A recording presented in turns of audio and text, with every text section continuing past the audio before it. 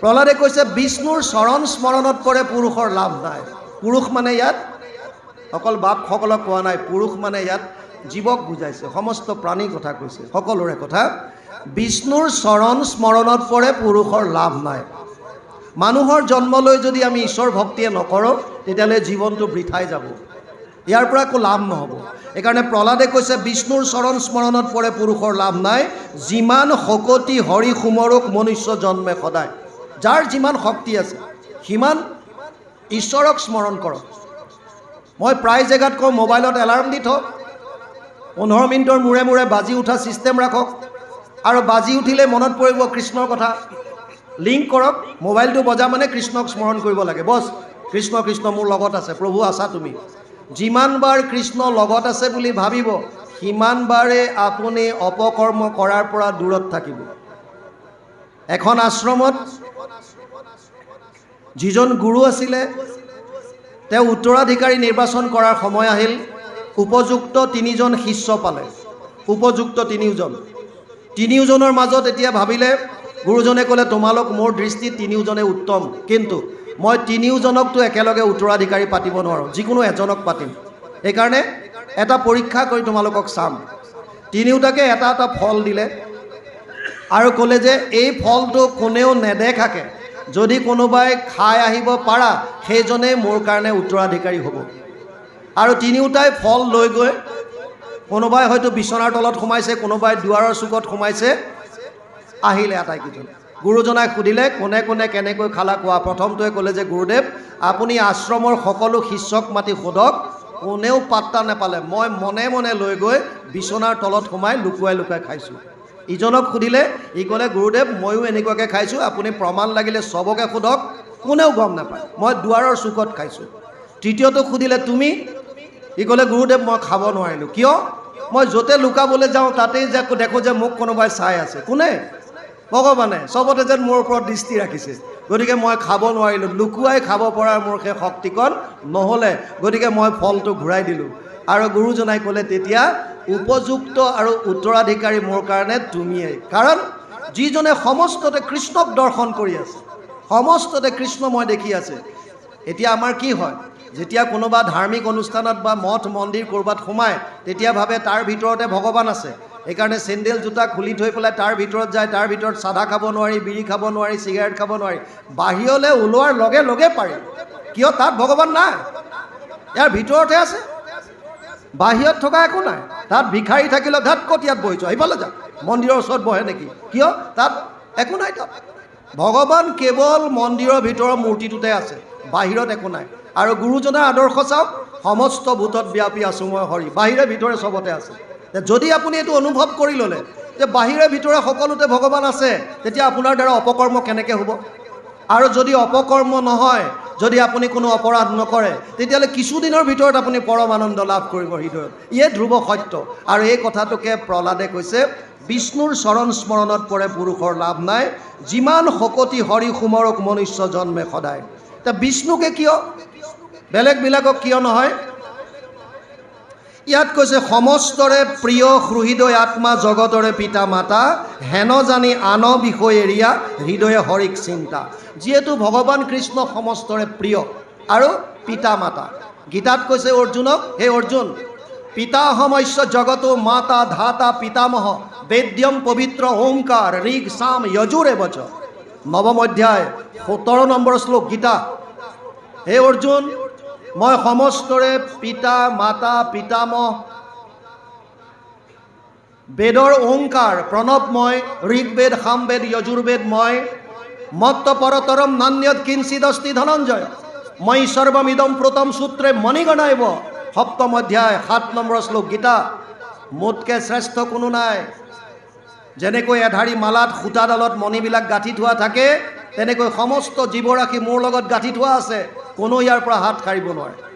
সমস্ত জীৱ ভগৱানৰ লগত লিংকত আছে, কোনো সাৰিব নোৱাৰে। য'ত আত্মা আছে তাত পৰমাত্মা আছে। আপোনালোকে বুজি লওক, এই শৰীৰটো জ্বৰ, শৰীৰটোক সক্ৰিয় কোনে কৰিছে? আত্মাই। যেনেকৈ গাড়ী এখন ৰখাই থৈছে, ড্ৰাইভাৰ নাই, তেতিয়া এইটো জ্বৰ। যেতিয়া তাত ড্ৰাইভাৰ সোমায় ইঞ্জিন অন কৰিলে গাড়ীখন চলাই দিলে, তেতিয়া সি চলমান হ'ল, মুভেবল হ'ল। যেনেকৈ গাড়ীখনৰ ভিতৰত ড্ৰাইভাৰজন সোমোৱাৰ লগে লগে গাড়ীখন চলে, তেনেকৈ এই জড় শৰীৰটোত আত্মা সোমোৱাৰ লগে লগে তেতিয়া ই চলায়মান হয় বা সচেতন হয়। আত্মা যেনেকৈ শৰীৰটোৰ ভিতৰত চালক, তেনেকৈ আত্মাৰ চালকজন আপুনি পৰমাত্মা বুলি মানক। য'ত আত্মা থাকিব তাত পৰমাত্মা থাকিব।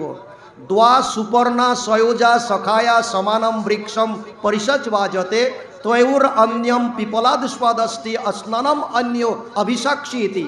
শ্বেতচতুৰ উপনিষদ ৪ৰ্থ অধ্যায় ৬ নম্বৰ মন্ত্ৰ। অনুবাদ: এক বৃক্ষে দুই পক্ষী, ৰূপে দুইকো সম দেখি, দুইৰো দুই সখা নিৰন্তৰ। এক বৃক্ষে ফল খায়, তভু নিতে শুকাই যায়, যিটো নাখায় সিটো গুণে বৰ। নোখোৱাজন কোন? সেহি তুমি পৰমাত্মা। সংসাৰ বৃক্ষত আছা, কৰ্মফল নকৰা ভোজন। জীৱাত্মাও আছে তাতে, মায়া অহংকাৰৰ মতে, কৰ্মফল ভুঞ্জে সৰ্বক্ষণ। তাৰমানে য'ত আত্মা থাকিব তাত পৰমাত্মা থাকিব। এই সত্যটো আমি বুজি ল'লে হ'ল, য'ত আত্মা আছে তাত পৰমাত্মা আছে। মাত্ৰ ডিফাৰেঞ্চটো কি হৈ আছে এতিয়া? আত্মাই 5টা জ্ঞানেন্দ্ৰিয়ৰ লগত লগ হৈ সংসাৰৰ ফাললৈ মুখ কৰি আছে, আৰু পাছফালে ভগৱান পৰমাত্মা এনেকৈ আছে। মাজে মাজে টোকৰ মাৰি থাকে, ও পায় মোৰ ফালে মাত্ৰ এবাৰ ঘূৰি যা, তোৰ কাম চেছ, এবাৰ মাত্ৰ মোৰ ফালে সন্মুখ হ। আমি দুখ কিয় পাই আছোঁ? ঈশ্বৰ বিমুখ কাৰণে। এই 5টা জ্ঞানেন্দ্ৰিয় লৈ শ্ৰোত্ৰ, নেত্ৰ, জিহ্বা, ঘ্ৰাণ আৰু চৰ্ম, 5টা বিষয়ত আমি খালি মগ্ন হৈ আছোঁ। ৰূপ, ৰস, গন্ধ, স্পৰ্শ আৰু শব্দ। এই 5টা বিষয়ক বাদ দি পেলাই যদি কৃষ্ণমুখী আমি হ'ব পাৰিলোঁ, তেতিয়াহ'লে আপুনি আৰু মই সকলোৱে কম দিনৰ ভিতৰত পৰম আনন্দ লাভ কৰিব পাৰিম। ইয়াৰ ভিতৰত যিটো প্ৰাণবন্ধু কৃষ্ণ হৃদয়তে আছে, সিটো মনেষে কৰিবে লাগে সেৱ, কৰাটোৰো নাহি হানি, এতেকতে পদ্মপানী, তুষ্ট সন্ত দেৱতাৰো দেৱ। ভগৱানক আৰু বেলেগে নুপুজিলেও হ'ব, কেৱল মনৰ ভাৱবিলাক আমি যদি শুদ্ধ কৰোঁ, সমস্ত প্ৰাণীৰ প্ৰতি যদি ভাল ভাৱ ৰাখোঁ, বিষ্ণুময় যদি দৰ্শন কৰিবলৈ চেষ্টা কৰোঁ, অভ্যাস কৰোঁ, তেতিয়াহ'লে আমাৰ দ্বাৰা ভক্তি হ'ব। এই কথাখিনিকে প্ৰহ্লাদে কৈছে। আৰু বিশেষভাৱে ভগৱান সমস্তৰে প্ৰিয় হৃদয় আত্মা। মমে বংশ জীৱলোকে জীৱভূত সনাতন, ৫ম অধ্যায় ৭ নম্বৰ শ্লোক, গীতা। অৰ্জুনক কৈছে, হে অৰ্জুন, এই যিমান জীৱ আছে চব মোৰ অংশ। আৰু গীতাত কৈছে, অহম আত্মা গুদাকেশ সৰ্বভূতাশয় স্থিত, অহম আদিত্য মধ্যম চ ভূতানাম অন্ত এবচ। ১০ম অধ্যায় ২০ নম্বৰ শ্লোক, গীতা।